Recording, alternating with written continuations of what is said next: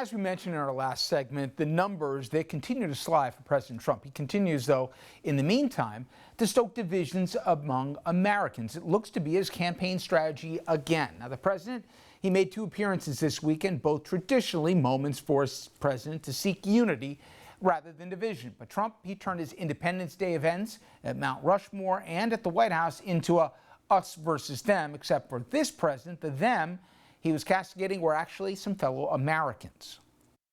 Our nation is witnessing a merciless campaign to wipe out our history, defame our heroes, erase our values, and indoctrinate our children.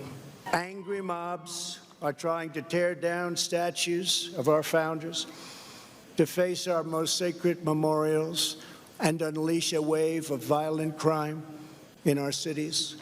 We are now in the process of defeating the radical left, the Marxists, the anarchists, the agitators, the looters, and people who, in many instances, have absolutely no clue what they are doing. Now, words like those had the Washington Post drop all pretenses and accuse Trump of amplifying racism. Their report also focuses on Republicans who are increasingly worried about the president's comments and positions, many fearing what Trump would say once he was no longer reading off the teleprompter. Cut to this morning, when in spite of those worried Republicans, Trump doubled down, demanding an apology from a NASCAR driver, Bubba Wallace, who again had that noose in his garage here, criticizing NASCAR even for banning Confederate flags from their races. Wallace replied with a statement describing the president's words as hate. Now this afternoon, Trump chimed in against renaming controversial team names like the Redskins and Indians. Neither Trump position is where the public is, nor is it where Republicans running for Congress want Trump's focus to be. So what will it take for Republicans to say that they've had enough of tying their fates to that of Donald Trump? And for that, I want to bring in our guest, Todd Whitman. She, a former Republican governor of New Jersey, former head of the Environmental Protection Agency, and also co-chairing a task force examining the administration's abuse of power with former U.S. Attorney Preet Bharara. And Governor, you were one of the first and loudest voices saying that Donald Trump is not the Republican that you signed up to be, and you clearly distanced yourself. I thought a lot of people would have come along to the party. And while some have, not as many, and even out of political survival, I've been shocked by the silence out of so many. You are closer than I am. Do you think a lot of people, I've heard Labor Day might be a breaking point? If the president is underwater as he is in every poll and in these Senate races where they're fighting for their lives and sometimes trailing by double digits, will Republicans finally break the tie to Trump? Or will we still be asked the same question come November? Richard, I think they're so far down the rabbit hole that it's very hard to get themselves out with any shred of credibility. I mean, if they don't start now, they can't wait till Labor Day.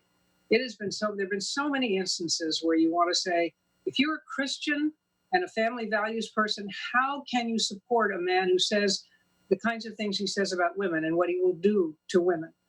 How can you support someone who clearly is trying to divide our nation, is playing on racial fears and hatred? You know, we've been blessed over the centuries to have leaders who rose up, the right ones, when we were faced with a crisis, and they found the words to bring the nation together to get us through us, whether it was Washington or Lincoln or FDR. And now we have a president who takes the exact opposite tack. All he cares about is his base, and that's what scares so many of the Republicans right now, because that base will vote.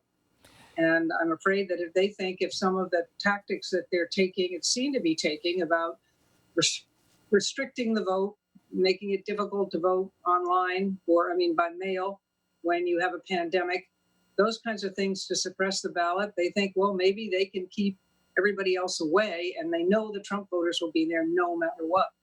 And that scares them, plus the fact that they've just put up with so much that I don't see how they break now.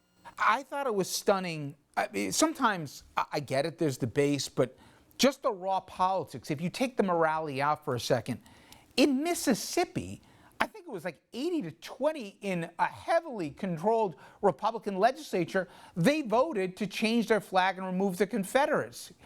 Then you have the Republican governor saying he'd be proud to sign it, and he did sign it into law. Where is the base that's really fighting to keep the Confederate symbol in this country? The president seems to be alone on this. I would think if I'm a Republican, whether it's in North Carolina or Colorado or someplace, and I'm trailing big in the polls, that's the last thing I'd want my president to be doing right now. I mean, even Lindsey Graham broke with the president. I don't know. There's a huge risk, is there, at this point, for people to draw lines and say that's too far?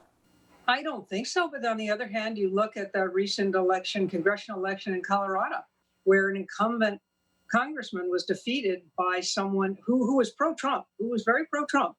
I mean, he'd been with the president, by someone who's claimed to be even more pro-Trump and is a QAnon believer, if you can cope with that. And that's a scary thing to think somebody like that would be in Congress. So it's hard to say.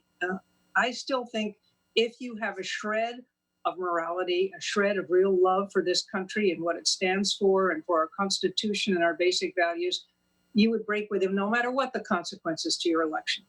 I happen to believe that, in fact, as you point out, if you did that, you stand a very good chance of being elected. But you've got to do it in a thoughtful, convincing way, because you've, up to now, so many of these senators and congresspeople have put up with this stuff, have supported this man, continued to vote for the actions that he calls for, that it's hard to say all of a sudden, I've seen the light.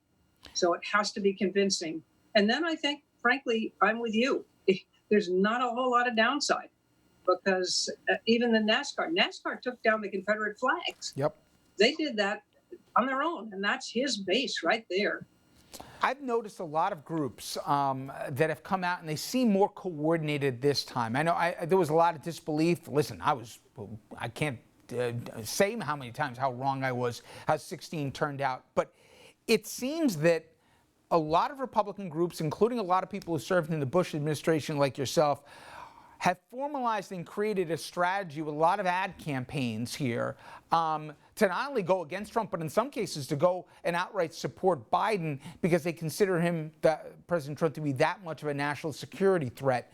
How much different is it this time around in terms of coordination? Oh, it's much different. I mean, you never saw these kinds of things like the Lincoln Project. I mean, their ads, and I'm a supporter, their ads are incredible. They're better than anything the DNC has come up with as far as attacking Trump, with his own words. I mean, not taking anything out of context, but just showing who this man is and what this man is and what he's done. So it's a very different scenario, which I think is leading to what the pollsters are all saying, that this will be a real watershed election for Republicans. And maybe that's what we need to try to get the country back on track again. I believe in two-party system. I think we function better when we have two parties, but they have to be two parties that are willing to work together. So it's going to mean that those Democrats elected, if they have any Republicans left, should bring them in, should work with them, should show they're bigger than what we have seen over the last decade, really, because we got President Trump because Congress had been not doing its job. And the average person was frustrated and angry.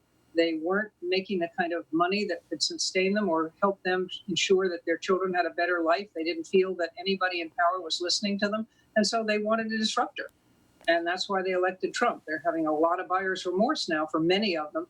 But they're those who just said, nope, this is what we wanted, this is what we need, and damn the torpedoes, full speed ahead. And finally, Governor, when we just look just at the last few days, the president literally used the 4th of July to tell people that 99% of them have nothing to worry about if they're positive for COVID, and putting American lives at risk in the middle of a pandemic. And then we have the Russia story where literally paying a bounty to the Taliban to kill American soldiers, and he can't even say the word Russia or mention the name Putin. At what point does it become complicity to go along with this, to real national security and just basic decency at this point, not to call him out if you're a Republican? I think we're past that point. And it's just mind-boggling to me that if you saw the head of the CDC wouldn't even say that the president was wrong when he said 99% of the coronavirus cases are, it's benign, basically. It's not a big deal. All he would say was, well, I won't say it's a lie. I won't say who's right or who's wrong, but this is what we should do to prevent getting it. Come on, say it. Say those words. Might you lose your job? Yes, but I bet you'll get another one in a nanosecond. And as for what he did about not responding to Russia and that bounty story, and at the same time knowing that and inviting Vladimir Putin to the White House, what a betrayal of his job as commander in chief. He says he loves our military. He trots them out whenever he can, made all those poor cadets go back to West Point and then have to quarantine again for 2 weeks just so he could give a speech in front of them. It's just, it is complicity. It is complicity, and it's been complicity from the beginning. And people should know better. We should demand better of our elected officials. And this election is the time to do that. Well, I'm glad you're getting more company now in terms of calling out the standard bearer of the GOP. It's overdue, but at least we're hearing some voices. Governor, thank you so much for the time. My pleasure. Good to talk to you. You as well. When we come back, the latest on COVID. We have spiking numbers in many of the states watching us tonight. You have ICUs near the breaking point. The president this weekend pushing falsehoods about the virus, and you have packed beaches, massless crowds here, giving everyone reason for concern. More on all that after this.